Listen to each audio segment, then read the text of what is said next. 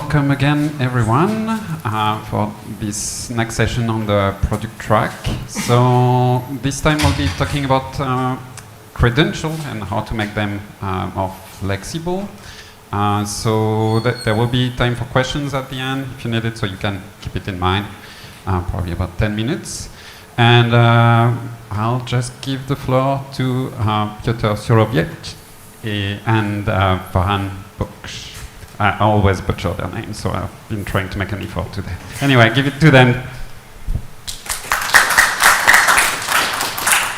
Yeah. Hi, everyone. So the first thing I want to ask is how many of you do you use certificates or credentials in your platform right now? Okay. So the story starts is where how the platform really have certificates in the first go. So there are two official ways which know of how platform can give a certificate. One is the credential app that is inbuilt in the edX platform, and the other is the credential service. The thing that goes beyond is both of these ways. So the credential app, if any of these developers or the staff has worked with, is very easy to configure, but it's a beast running behind. We have a lot of stale code, a lot of things that is difficult to maintain, and so does with credential service. And both of these things, we can't really blame it because the way it started to happen is because it was very closely linked to the edX or platform itself. And then we have started to extrapolate it and try to make it in a very generic sense. So let's start first with the certificate application. The good thing about this is it's very easy to configure, and it provides us to aesthetically configure it. What I mean by aesthetically configure it is you can change the font size, you can change the appearance of it, but not really modify it on the logical front. So when I say on the logical front, what I mean is, what if I want to give out certificates for completing a unit, or make it in terms of badges of various sorts of achievements? I can't really do that right now. And on a developer front, it is a beast to maintain. And I'm not even kidding this. This is a screenshot from the ADR, and it says, we consider removing these files, all associated code, but it was felt as though it was going to be too complex, because it involved migration, several API changes in order to support the removal. We also felt as though it would be useful for operators that did historical PDF certificate. For me as a developer, it sounds like there is a smell in the code. There is something that is probably architecturally wrong, or something that is going bad, and it might affect the later development of this platform. The other part is customization on the logical front, which I already talked about. How can these certificates be used in a different sense? So this is one part of it, and that's what beats certificates to be used very widely in the platform. It makes us to fall on the front that there is no other way of doing this. The other part, and the pain that I went through, was the credential IDA. So when I started implementing it and starting developing it, it was very difficult for me to even set up a development environment with credential IDA, because it requires so many configurations going around so many places that at certain point of time you even lose the track of what you're doing.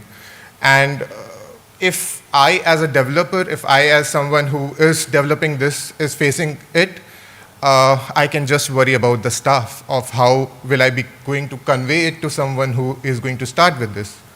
The other part is, it says, on paper it says it works out of the box, and it should be a one-stop solution to all the credentials. I agree to the third point. It should be one-stop solution to all the credentials, but it is not, and what is stopping it? So the one part that I already conveyed is it doesn't work in the single go. I can't just install credential and get it going. So that is something that needs to be solved. Then the part that why it is like that is because it was initially developed in very strong coherent with the platform itself. And what we end up doing is to stop or to start replacing certificates, we started implementing credential IDA, but we didn't even give it a thought of how it's going to really do it. So that's where I think we come here to probably give you a different perspective, a different solution, and let's see how it works in the community. Thank you, Farhan. So before we talk about the certificates, let's take a step back and talk about the completion tracking in edX. So the completion tracking is available as a third-party library, which is maintained by edX, but it's still external to the platform. And in the previous releases, it's been turned off by default. But recently, since the tutor adoption is being configured as a deployment step. So just to check, how many of you use the completion tracking feature? Could you please raise your hands? Okay, so not many. Okay, so the yeah, let's do a bit deeper dive into the completion then. So the completion is crucial for understanding the learner progress and engagement and to understand their journey through the whole course, which sections they're interested in, which section they omit. Because we can always check what they submitted to the problem X blocks, but when it comes to the course material, for example, videos or HTML, X blocks, the completion is the only actual source of knowledge, whether the learners have seen it or not. So the completion from a learner's perspective looks like this. They can check the course outline for the sections and subsections that they have completed, and they can see which parts of the course remain still to be seen. And there is the courseware view in the learning micro frontend that displays each unit that has or has not been completed by the learner. Right, so the visual feedback is not just a marker of progress, but also acts as a motivational tool that can potentially encourage learners to engage and keep moving forward with their courses. Right? Not really. So this is the progress page. It shows the percentage of the completed course to the learner. But in theory, this gives learners the sense of accomplishment and helps them gauge how far they have come in their learning journey. However, currently there is little to motivate them to pursue the higher percentage of completion in this course beyond some personal satisfaction or being a pure completionist spirit. So we are aiming to make it more engaging to raise this percentage of completion by the students, which leads us to the certificate of completion. So the certificates are powerful motivators to the learners that don't require a huge budget to award. So they provide a tangible reward for the time and effort that learners invest in their courses they take. This is an example of what a certificate might look like. It not only recognizes the learner's dedication, but also serves as a formal acknowledgement of their accomplishment, which is completing the course in this use case. Not all learners manage to achieve the passing grade, but we would still like to award the certificate for such learners that engage in the course. So, yes, we want to just encourage them to fully engage with the course material and complete all required components and achieve the goals that the instructors had in mind.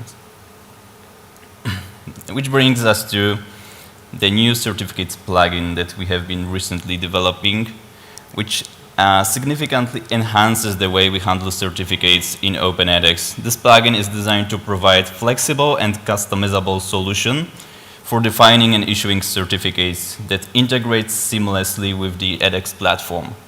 This plugin addresses some limitations that we encountered with the built-in certificates that were only awarded for the passing grades. It also opens range of possibilities with the pluggable architecture to create some custom criteria for issuing the certificates. So this is the basic architecture of the plugin. Let's do the quick breakdown of each of its components to understand how it works. So the first, we have the certificate assets. We can upload the PDF template that we'll use as a base of the certificate. We can upload some logos that will appear on the certificate. We can upload custom fonts or signatures or other images we'd like to display on a certificate.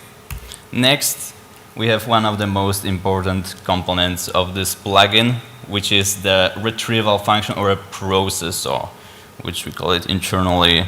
Its role is simple. It returns a list of user IDs that are eligible for getting the certificate. So this is what allows us to define custom criteria for issuing these certificates. Currently, we have two built-in processors. The first one is the completion-based one that awards the certificate when a user reaches the specified completion threshold, and the other one is grade-based. You can see it on the screen right now. It allows us to define custom criteria for each grading category. So, for example, if we want to award a certificate only when the user achieves, for example, 51% from their final exam, we can do this with this plugin. Regarding the plugin functionality, we'll also soon implement an architecture that allows other people to implement their own function for calculating for determining the eligible users, so they can define their own criteria to issue the certificates. So the only thing that would limit you would be either your imagination or the computing power of your instance. The next base component is the generator. So for now, we're generating the PDF certificates with this solution. So why the PDF certificates, you may ask? So the edX platform has greatly improved its code by removing all the code that handles the generation of PDF certificates, because HTML certificates are easier to display, maintain, and they're just much more simpler to work with. But there is one edge case. If you have, for example, some fancy borders on your certificate, if you want to print it, you will probably sometime stumble upon one browser on one specific system with one specific resolution that displays it differently and doesn't handle the CSS just like other browsers do.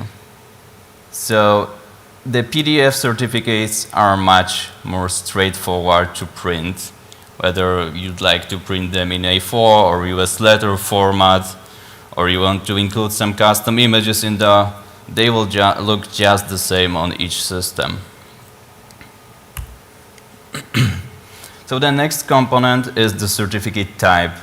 So this is the reusable configuration that we define for the certificates. It defines the retrieval function, which is the criteria for generating the certificate, the generation function. For now, we only have the PDF certificates, but we are planning to implement HTML certificates as well, and some custom options. that you can use to, for example, move things around on your final PDF. You can use it to specify the template, font, and the criteria, either the completion-based or grading-based ones. So next up is the certificate course configuration, which is another layer of the configuration. It inherits all the options specified in the certificate type, but also allows you to customize some options per course. For example, if you want some course to require less completion to issue the certificate, or if you want some custom course name on your certificate, you can specify the option overrides in there.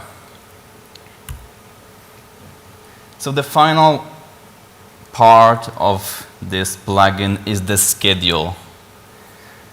So right now we allow defining very flexible conditions for generating the certificates. So we can use either the intervals, we can use the cron, or some clocked schedule, as well as define the start time for generating the certificates and the expiration, which is when the certificates will no longer be issued. And we can also use it to define a one-off task. So, for example, you can generate all your certificates at the end of the course.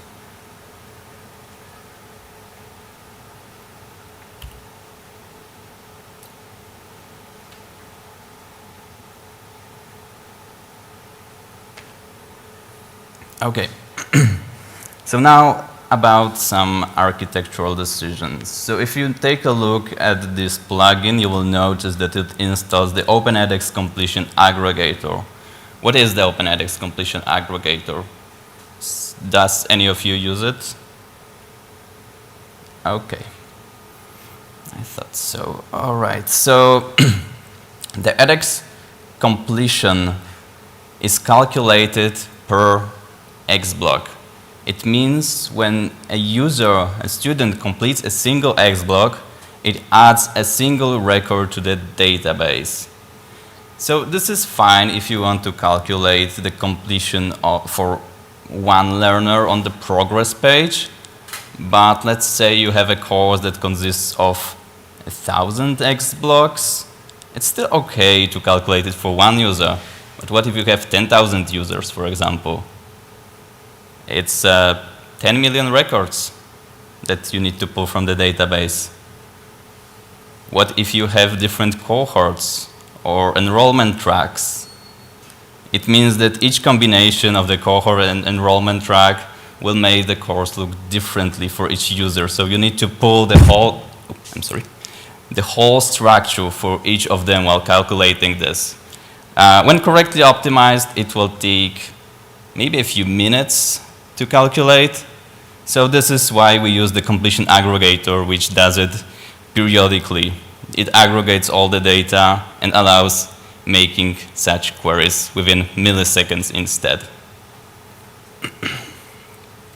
And this is what we use as a base for retrieving the eligible users for the certificate of completion. Just a quick warning, before deploying this certificates plugin, please read the README of the completion aggregator, because it requires one manual step, which is setting the asynchronous aggregation. We'll add this to the deployment notes, but it's not there yet, so just a quick warning about this. So why do we use periodic tasks instead of edX events or Django signals? So we first considered implementing the event-based handler that will allow issuing the certificate as soon as the user is eligible for it, but it carries some performance problems with it. For example, if you have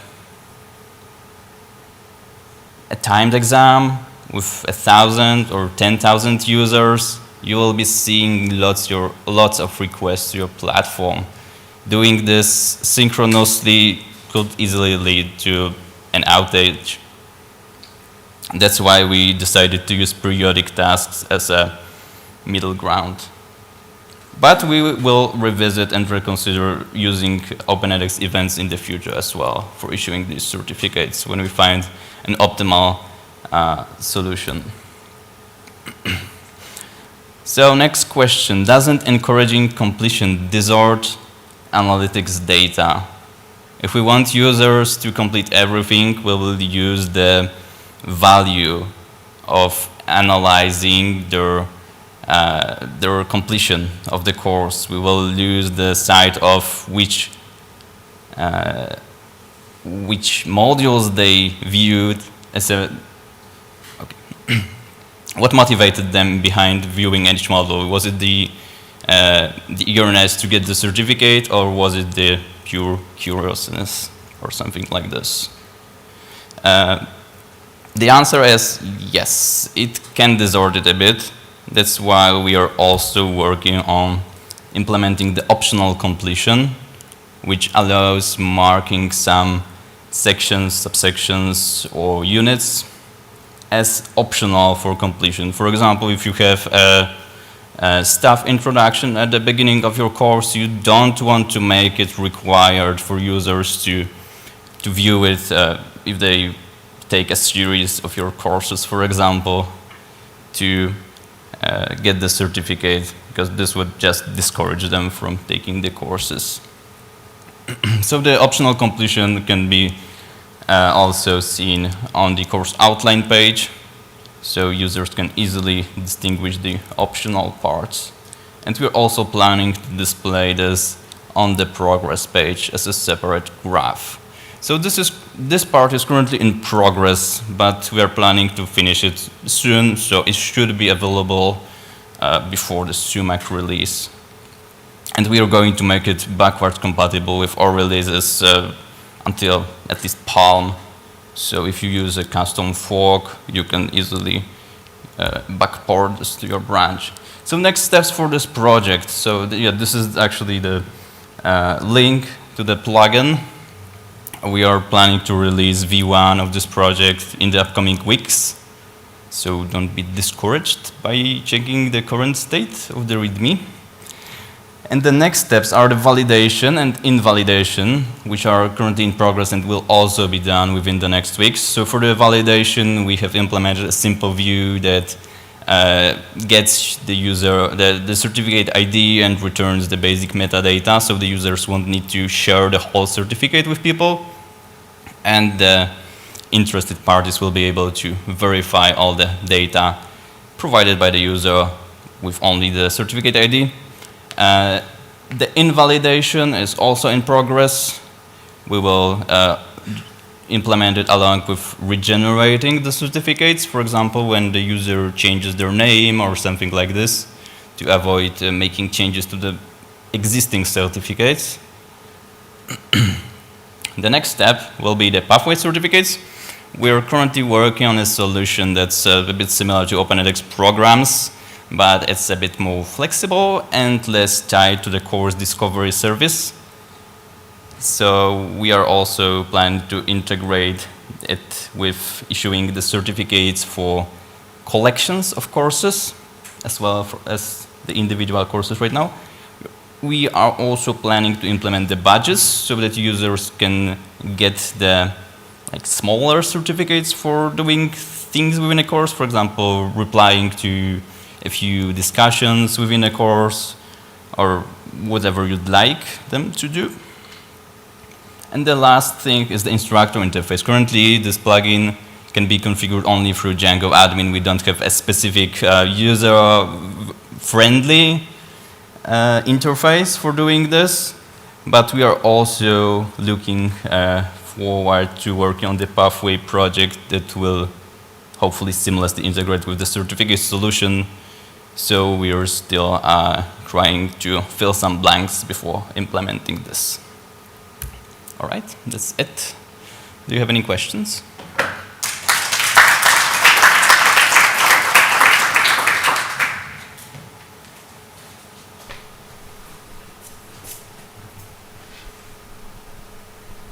Thank you, Xavier.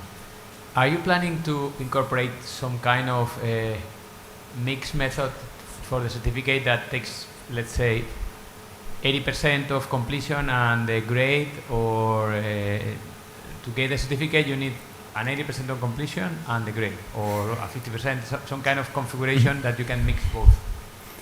Yes, that's a great question. So we are working toward implementing the plugin architecture. So if the plugin architecture could actually implement your own method that just runs one of the processors and then the other one.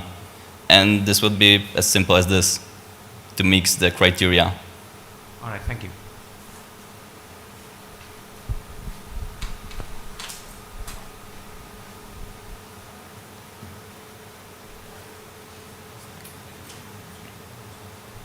Hello.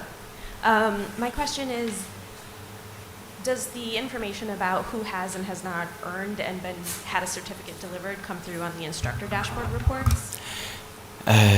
No. So currently it's only visible on the Django admin page, but the users are informed about their certificates via email. Right after the certificate is generated, an email with a certificate to link to the PDF is sent to the user. So as the last step, the instructor interface, we will be looking forward to implementing something more friendly than the Django admin page. But right now, it's the only source of truth for the instructors.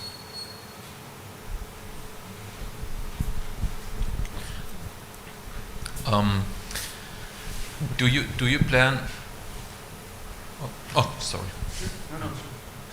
Do you plan to integrate something like machine-readable credentials, for example, compatible with the European Digital Credential Frameworks or Europass or something in that direction? Sorry, could you repeat the last part? I didn't catch this. If you plan to integrate machine-readable credentials so that they would be, for example, compatible with the European Digital Credentials Framework or the Europass in that direction? So not right now, it is a part of this project. So the way to implement this would be to create a plugin for the custom generation function, because the generation process can be fully customized. So you can adapt it to any of your needs with some programming knowledge. Thank you. This is really exciting work. I'm really excited to see plugins in the wild. And I fully anticipate that as plugins really start to take hold, that there will be multiple versions of functionality that different providers, different organizations are creating. So very exciting. I do think there's an opportunity. Raccoon Gang and Pearson, for example, have been working on an alternative to this that's based on the credential service and based on open edX events, and is connected to digital credentials as well. So I think we should gather up a group of people who are interested in advancing credentials. I don't think we need to have one solution, but we should figure out where we want to align the solution so that we have a sane foundation for all the credentialing that we do. Yeah, I agree. It would be perfect if we could share some of the code that exists in the edX platform to achieve this goal. Thank you, Ed. Yeah. Second question.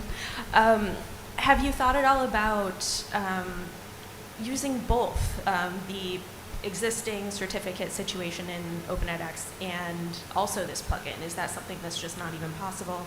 I say that because a lot of the features, like especially around like grading calculations, seem super interesting, but for continuity reasons, we might not want to switch to a new way of delivering certificates. So is that something you've thought of? Yes, so using this plugin doesn't rule out using the built-in functionality. We actually use it on the same instance for different courses, so they can coexist without any trouble.